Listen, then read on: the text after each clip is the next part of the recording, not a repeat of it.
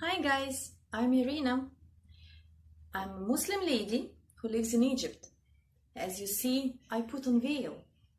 So today I wanted to tell you the myths that I myself used to believe before I became Muslim, and not about Islam, just about the veil. So many years ago, I think when I was a teenager, I used to believe that poor Muslim women have no rights at all, and the horrible Muslim husbands push the women to put on veil to hide their beauty. Why? Because these men are not confident. They don't believe in themselves, so they are not sure about themselves. That's why they push their wives to cover their beauty. I'm so ashamed. I'm so sorry, my friends, but this was my belief.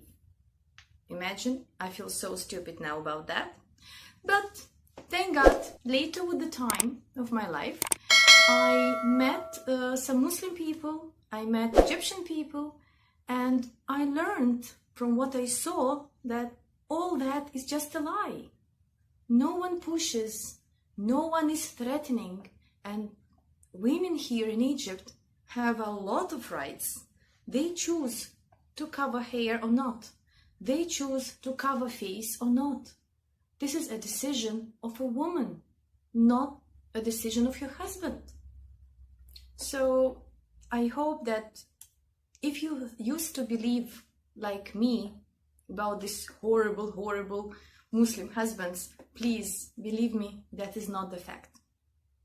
And I'd like to tell you why I wear a veil.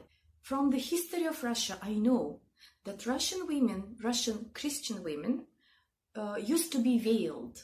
It was like normal procedure. The girls used to get married at the age of 16, and after that they always covered their hair. They covered their beauty. In Russian language, we even have a word "aprostovolosilis." The exact meaning is that she showed her hair. Nowadays, when we use it, we don't mean hair at all. We mean that she made a mistake. She did something wrong. So I was thinking about that word.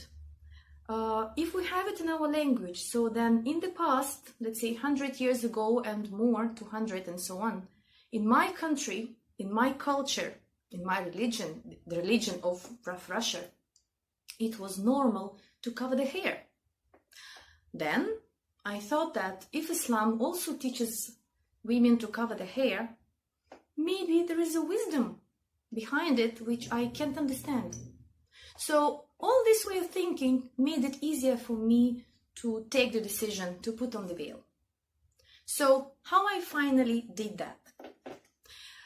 It was my third day in Egypt.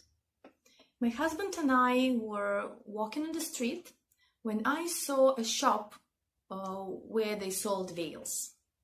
I asked my husband to enter. I found one veil that I liked.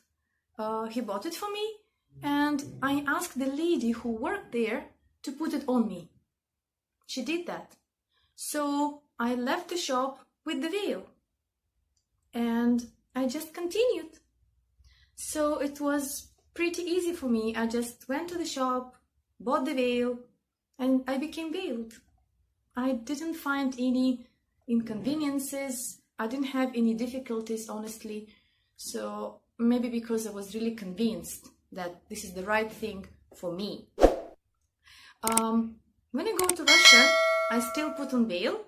I'm the only one among all my relatives, friends, and so on. But I don't have any problems with that. People in Russia are very tolerant, open-minded, friendly. So they're fine that everybody wears what he wants. Sometimes I feel that I'm the only person in my city putting on veil, but it's not the problem. There's something you should know about veils in Egypt. I don't know about other countries, honestly. Egyptian ladies have very good taste of colors, how to match things together. You cannot imagine when they put on veil, the veil always matches the clothes they wear. it matches the shades. It's not just red with red, it will match the shade. If they have a certain color on the blouse, let's say the blouse has 3-4 colors, one of these colors will be the exact color of the veil. Another reason why it's nice to wear a veil is that it's kind of protection for your hair. You know, here in Egypt, we have a huge desert. So the sand and the dust are coming from there all the time.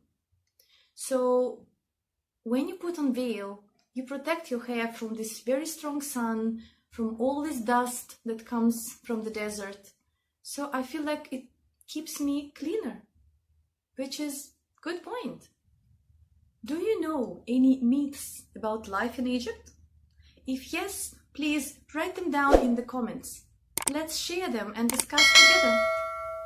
That's it for today. See you soon. Bye bye.